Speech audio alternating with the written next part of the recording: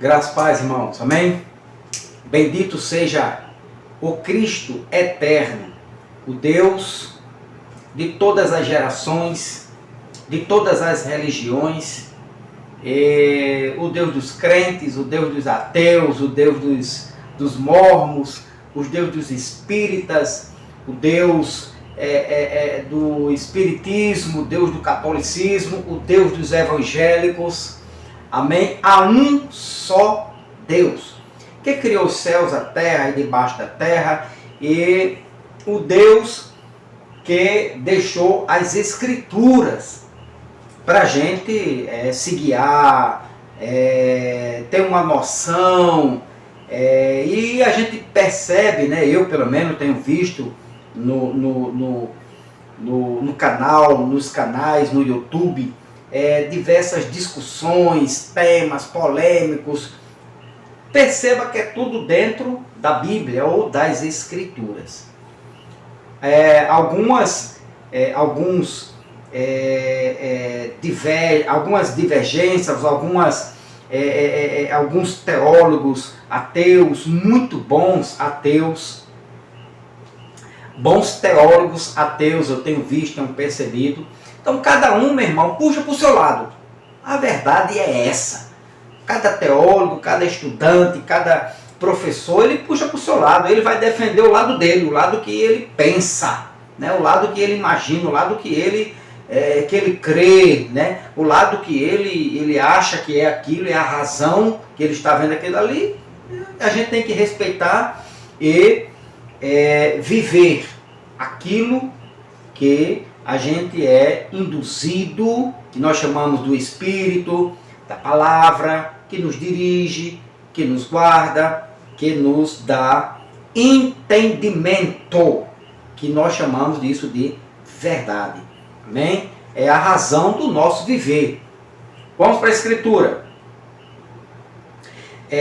Também quero aqui aproveitar a oportunidade e dizer que a irmã Luciana ainda não pode estar conosco, né? Está fazendo muita falta. Ela está, como sempre falo, ela está envolvida agora na área da costura com as duas noras dela.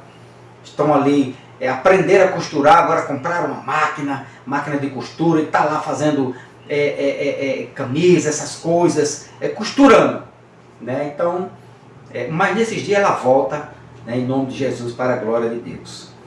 Desde já também eu lhe peço o seu like, dá uma moral aí no canal Metanoia da Graça, a todos e a todas do canal Metanoia da Graça. A minha gratidão, a irmã Luciana mandou um abraço a todos, e a paz a todos também, a minha gratidão, a paz de Cristo, que Deus possa estar alcançando você, né, e tirando todas as dúvidas que porventura ainda venha a restar. Vamos lá, o tema é este aqui agora: de onde procede todo o mal? Você já sabe, é de dentro do coração do homem. Aprendemos sobre isso. Eva caiu porque ela desejou o seu próprio desejo. Adão caiu porque teve seu próprio desejo. E isto, se aquele texto de Gênesis capítulo 2, capítulo 3, for verídico, né? Há uma grande discussão teológica e acadêmica sobre isto. Mas não é o caso. Nós estamos usando a Bíblia, certo? As Escrituras. E dando continuidade, vamos ver isso aqui, ó. Pois, Marcos capítulo 7, versículo 21, pois é de dentro. Deixa eu ver aqui de onde eu comecei. Muito bem, 9 horas, certo? Só para mim ter uma noção aqui, irmão, quando terminar, agora é 9 horas. 9, beleza, tranquilidade, pronto. Então, vamos ler aqui, presta bem atenção. Você já sabe que não foi Satanás, não foi demônio, não foi Exu Caveira, não foi Zé Pilintra, não foi Pombagira, não foi Tranca-Rua, não foi Maria Mulambo, não foi Zefa Transmotor, não foi porque amarraram um sapo, a boca do sapo, costuraram a boca do sapo, não vem por aí. Nada disso, de nenhum, o mal não procede daí, não foi de Lúcifer, não. O mal procede, quando uma pessoa, preste atenção aqui, quando uma pessoa, qualquer pessoa que praticou o mal, veio de dentro do coração daquela pessoa. E ponto final. Mateus 7, 21. Pois é de dentro do coração dos homens que procedem os maus pensamentos, as imoralidades sexuais, os furtos, os homicídios, os adultérios. 23, 22. As ambições desmedidas, as maldades, o engano, a devassidão, a inveja, a difamação, a arrogância e a insensatez. E o 23, ele conclui, Jesus falando aqui, ora, todos esses males procedem, vêm do interior e contamina a pessoa humana e a torna impura. Agora preste atenção aqui. Contamina quem? A natureza espiritual? Contamina o homem espiritual? Contamina o homem interior? Não. Contamina a pessoa humana ou a sua própria natureza humana. Beleza? Contamina o próprio homem, o ser humano, a carne. Ele pratica e ela mesmo vai pagar o preço até a morte. Então vamos aqui. É do interior que vem, né, do coração do homem, que procede os maus pensamentos. Os maus pensamentos aqui, ó. Ora, todos esses procedem do interior do homem e contaminam a pessoa. Versículo de número 21. Olha só, aqui, ó. Pois é de dentro do coração do homem que procedem os maus pensamentos. Aqui, ó. Maus pensamentos. Maus pensamentos. Quer dizer assim, do interior do homem que procede, que vem os maus pensamentos. Aqui para pensamentos. Essa palavrinha aqui, ó. Pensamentos. Marcos usou um substantivo masculino, dialogismos, que significa opinião, pensamentos aqui, ó. Opinião, raciocínio, cogitação, propósito, numa linguagem grega da época, um cálculo completo. Aqui, ó, que vem os maus pensamentos. Então, para eles, era um cálculo completo. Pensava e executava. O que se pensa. Então, é isso aqui, ó. Esta palavrinha aqui, os maus pensamentos, né? Dialogismos, que significa opinião, raciocínio, cogitação, propósito, numa linguagem, ou aquilo que se pensa. Lucas, a gente vai lá para Lucas, capítulo 5, esta palavrinha aqui, o pensamento dos homens vem de dentro do coração. Lucas, capítulo de número 5, Lucas capítulo 5, versículo 22. Versículo 22, olha de onde vem os pensamentos. Jesus, entretanto, tendo pleno discernimento do que estavam pensando, questionou-lhes: que censurais em vossos corações? Olha só, de onde vem? Pensamento vem do coração. Aquilo que que Marcos escreveu, Jesus falou. Vem de dentro do coração do homem o quê? Os maus pensamentos. Está aqui, leia aqui que você vai entender. Lucas ainda 24, versículo 38 diz: todavia ele lhes exortou: por que estáis apavorados? E por qual motivo sobem dúvidas ao vosso coração? Dúvidas, ou seja, por que sobem pensamentos, né? Porque vocês estão pensando assim, desta forma? Porque há tanta dúvida? Então, eles estavam externando os pensamentos, e Jesus, que sonda o coração, sabia de tudo isto, os pensamentos dos homens. Romanos capítulo 1, então vem do coração, vem lá do íntimo, do interior. Romanos capítulo 1,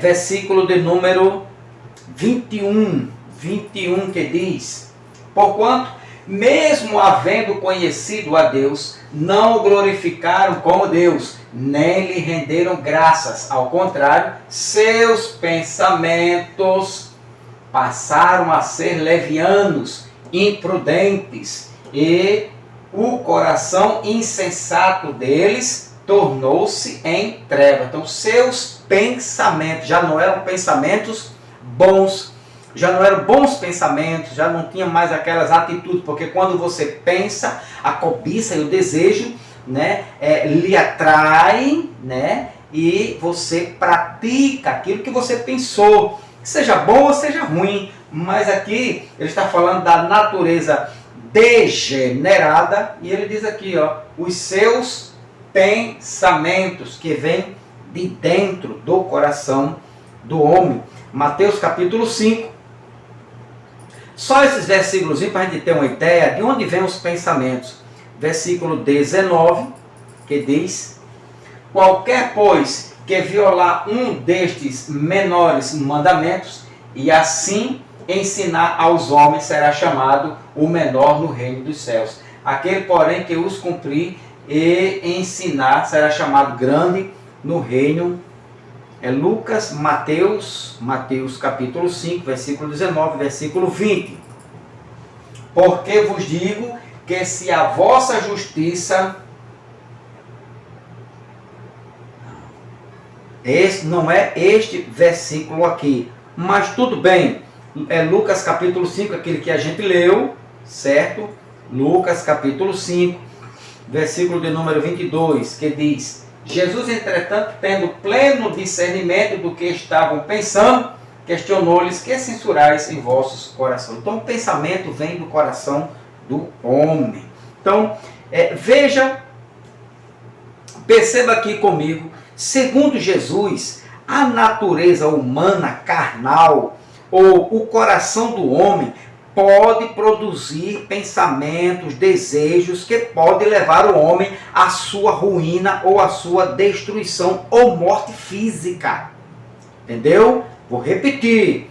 Segundo Jesus, a natureza carnal humana, ou o coração que vem do pensamento, o pensamento que vem do coração do homem, pode produzir pensamentos, desejos que pode levar o homem à sua ruína ou à sua destruição ou morte.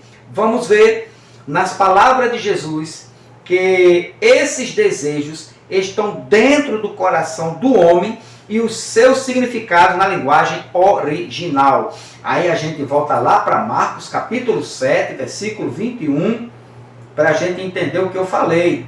Aqui, ó, segundo Jesus, né, há pensamentos, há cobiças, há desejos, há paixões carnais que podem levar o homem à sua ruína e até à morte física. Jesus deu aqui uma pequena lista, tá aqui, ó.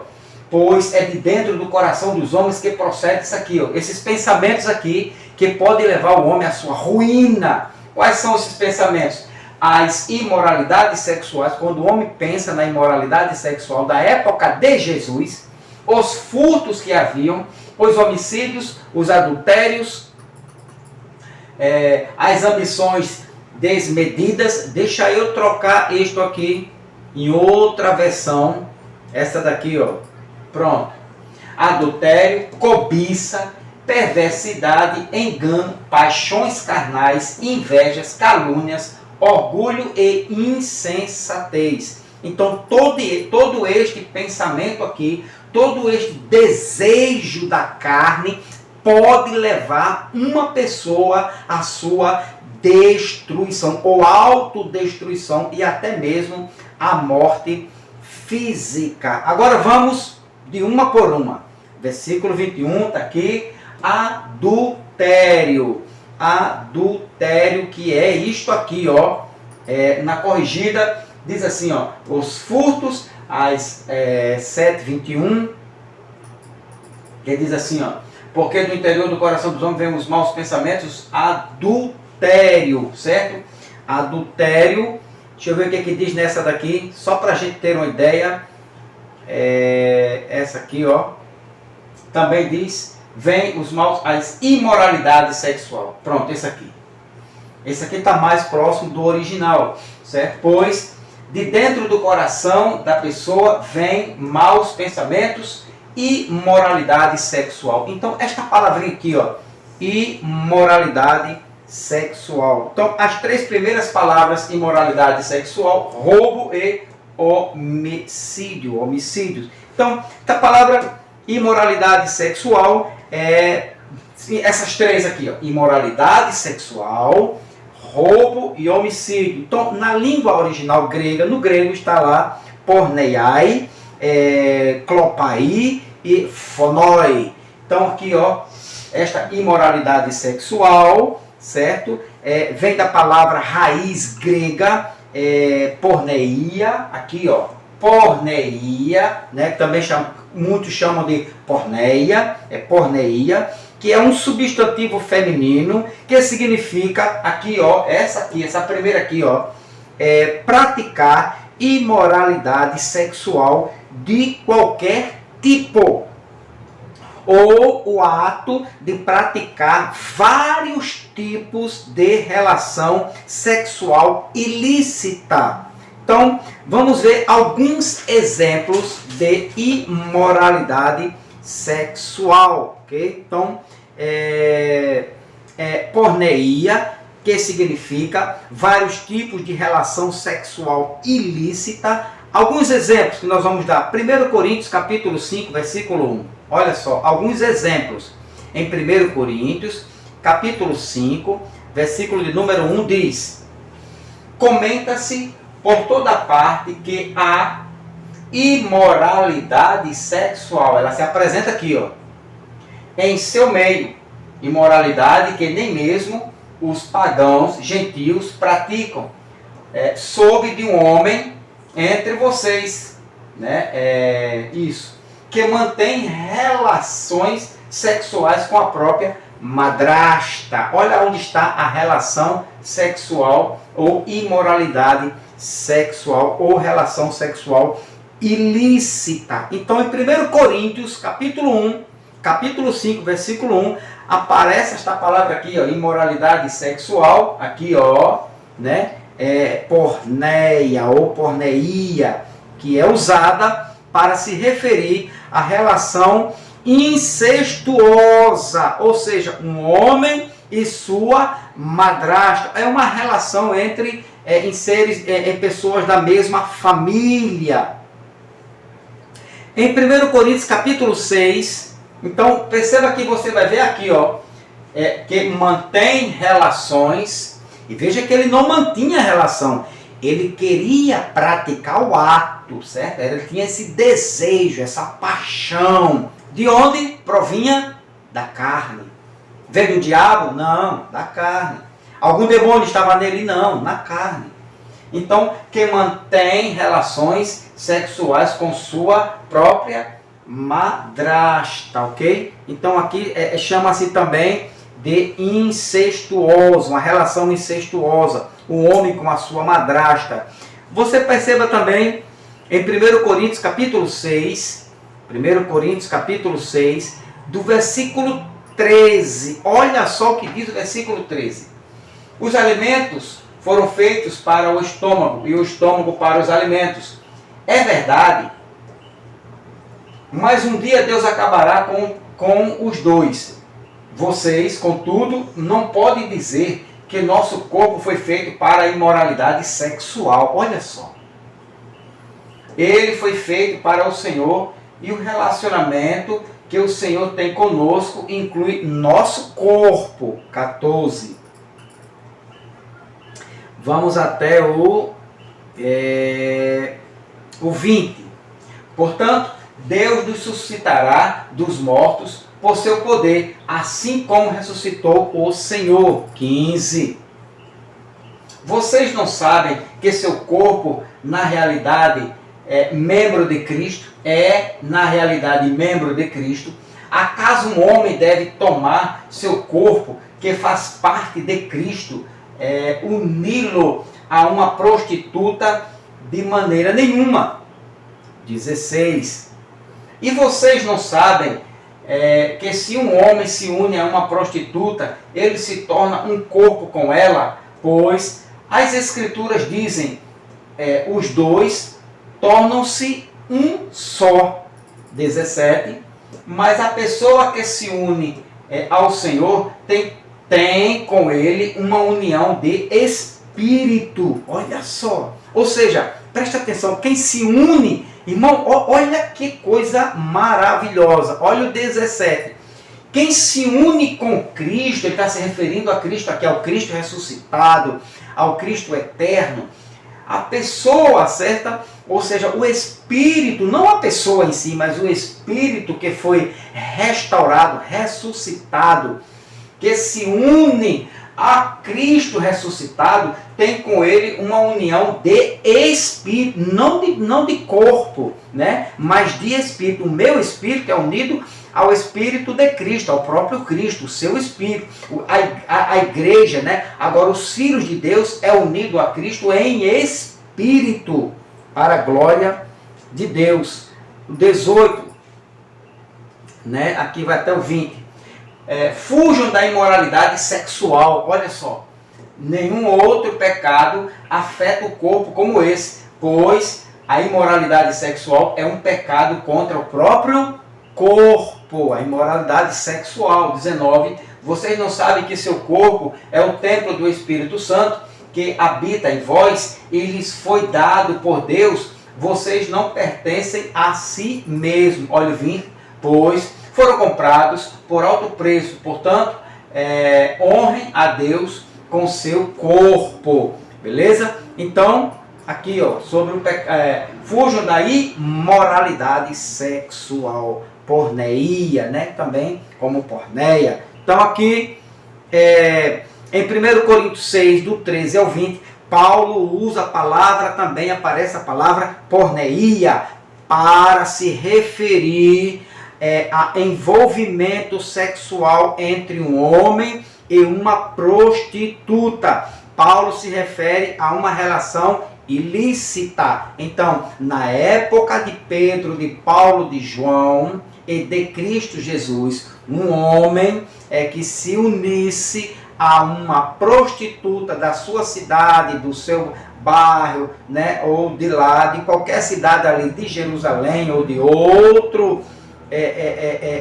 país, nação, que se unisse a esta mulher, como se ela fosse uma prostituta, vendesse o seu corpo, e isto para Paulo chamava-se imoralidade sexual. Então veja que já muda de uma coisa para outra, certo? Ou seja, o homem que tinha uma relação, presta atenção aqui agora, que não é a mesma coisa não. O homem, aqui ó,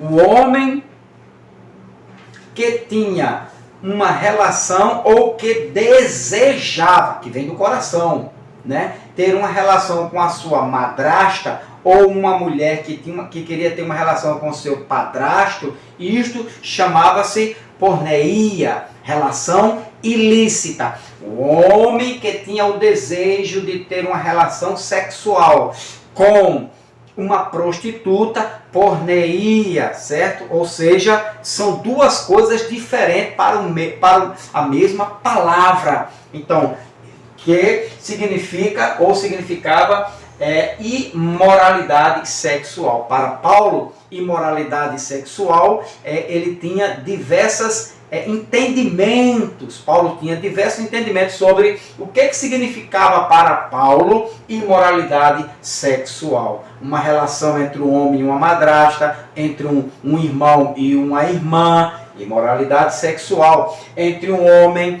e uma prostituta da área, imoralidade sexual, beleza? Outra imoralidade sexual, ou porneia, 1 Coríntios 10, 8. 1 Coríntios capítulo 10, versículo de número 8. A palavra porneia é usada para descrever o pecado dos israelitas quando eles se prostituíam com as mulheres moabitas, Está lá em capítulo de número 25. Então você vai lá em Número, você olha lá, lê o contexto, que você vai ver que os filhos de Israel, eles se prostituíram com as mulheres moabitas. Houve relação sexual ilícita. Olha o terceiro ponto, ou o terceiro entendimento de Paulo sobre o que é que significa imoralidade sexual. O homem, desejo de ter relação com a madrasta. Imoralidade sexual, porneia. Um homem que queria ter uma relação com uma prostituta da cidade. Porneia é imoralidade sexual. E agora os israelitas que tiveram relação com outras mulheres que não eram judia, ou seja, que não eram israelitas. Imoralidade sexual, ou as moabitas. Beleza? Tranquilo? Agora em Atos capítulo 15, vai entendendo aí. Atos capítulo 15, aqui, Atos capítulo de número 15, versículo de número 19 e 20. 19 e 20. Olha outro entendimento aqui do que é porneia, né, ou imoralidade sexual. Portanto, considero que não devemos criar dificuldades para os gentios que se convertem a Deus ou a Cristo. O 20. Ao contrário, devemos escrever a eles, dizendo-lhes que se abstenham de alimentos oferecidos a ídolos, da imoralidade sexual, aqui ó, da carne de animais estrangulados e do sangue. Então, imoralidade sexual, ou seja, o que era imoralidade sexual para Paulo? Era toda prática sexual, menos, né, tudo aquilo que era um homem, o que era normal, né, o que era uma prática normal, um homem casar com uma mulher. Acabou-se. Ou um homem possuir uma mulher, seja ela virgem ou não, mas que ele tivesse um compromisso, né, de um casamento de um homem judeu e uma mulher judia. Isso era uma prática normal. Agora, ter uma relação sexual com uma prostituta, porneia. Ter uma relação sexual com alguém da família, imoralidade sexual. Entendeu aí? Então eles disseram que a imoralidade sexual, eles entendiam que era uma imoralidade sexual. Beleza? Outra coisa aqui também. Então a carta de Atos capítulo 15, né? Esta carta é dirigida aos gentios, cristãos, orientando-os a se absterem, dentre outras coisas, da porneia. Entre os gentios haviam pessoas solteiras e casadas. A orientação era para a imoralidade sexual em geral. Então, eles sabiam o que era uma imoralidade sexual. Por isso, eles foram orientados a não manterem, né, ou a se absterem, ou se afastar, ou não praticar, né, todo e qualquer tipo de imoralidade sexual. Então, porneia, entre os gentios havia pessoas que praticavam todo esse tipo, né, de imoralidade. Paulo disse, olha, vocês agora são crentes, são cristãos, nascidos de novo, vão ter um bom entendimento agora do Evangelho da Graça, então vamos parar com esta prática de imoralidade sexual, que eles conheciam muito bem. 1 Tessalonicenses capítulo 5, outra prática aqui, ó. 1 Tessalonicenses capítulo 5, capítulo 4, perdão, versículo 3. Versículo 3, que diz: a vontade de Deus é que vocês vivam em santidade. Por isso, mantenham-se afastados de todo pecado sexual. Então, mantenham-se afastados de toda imoralidade sexual. Aqui, mais uma orientação de Paulo para a igreja se abster da porneia. Não podemos supor nem afirmar que Paulo estivesse falando ou orientando os irmãos a abster-se do sexo antes do casamento. Isso aqui, nós vamos chegar aqui em outro patamar de orientação de Paulo. Paulo não orientou que ninguém praticasse o sexo. Não, ele está mandando aqui, ele está pedindo, orientando, né, para manter-se, né, manter-se afastados do pecado, né, do pecado sexual ou do sexo ilícito para eles, né, ou porneia. Então, Paulo não estava pedindo aos irmãos para que eles não fizessem mais sexo, não se casassem, né? Um homem não procurasse mais uma mulher. Não era isso. Paulo diz de todo sexo, todo pecado, né? Toda de uma relação sexual ilícita, aqui ó, de uma relação sexual ilícita, que eles sabiam ter sexo com a irmã, com o irmão, com o pai, com a mãe, com a prostituta e assim com a mulher de outro país que não seja ali de Israel, né, que não seja uma judia. Então isso era uma relação sexual ilícita para o conhecimento de Paulo. Paulo não impediu nenhum homem procurar uma mulher e viverem juntos, né?